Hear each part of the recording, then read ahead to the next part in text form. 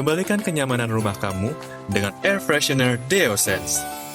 Saham kini menjadi investasi yang diminati oleh masyarakat. Pasalnya, hasil dari investasi saham dianggap sangat menjanjikan. Di pasar sekunder, saham mengalami fluktuasi baik itu menurun atau naik. Kendati demikian, saham di Indonesia memiliki 3 tipe. Simak pengertian dan beda 3 jenis saham di Indonesia.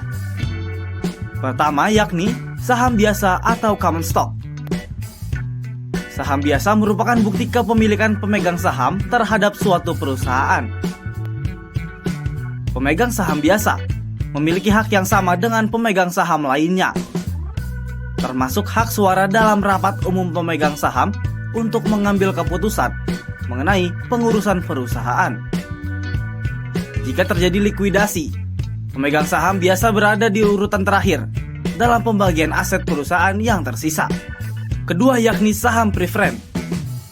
Saham preferen merupakan bukti kepemilikan pemegang saham terhadap suatu perusahaan yang memberikan hak untuk menerima dividen tetap dan hak istimewa lainnya.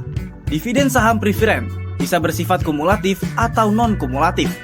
Pada kondisi kumulatif, kegagalan atau kekurangan pembayaran dividen akan dilimpahkan ke tahun berikutnya. Menariknya, pemegang saham preferen berhak menerima dividen terlebih dahulu dibandingkan pemegang saham biasa. Ketiga yakni saham dwiwarna. Saham dwiwarna merupakan saham khusus yang hanya dapat dimiliki oleh negara. Saham ini biasanya terdapat pada badan usaha milik negara atau BUMN, anak perusahaan BUMN, dan perusahaan afiliasi BUMN. Saham dwiwarna memiliki hak suara yang sama dengan saham lainnya, meskipun dengan berbeda keistimewaan.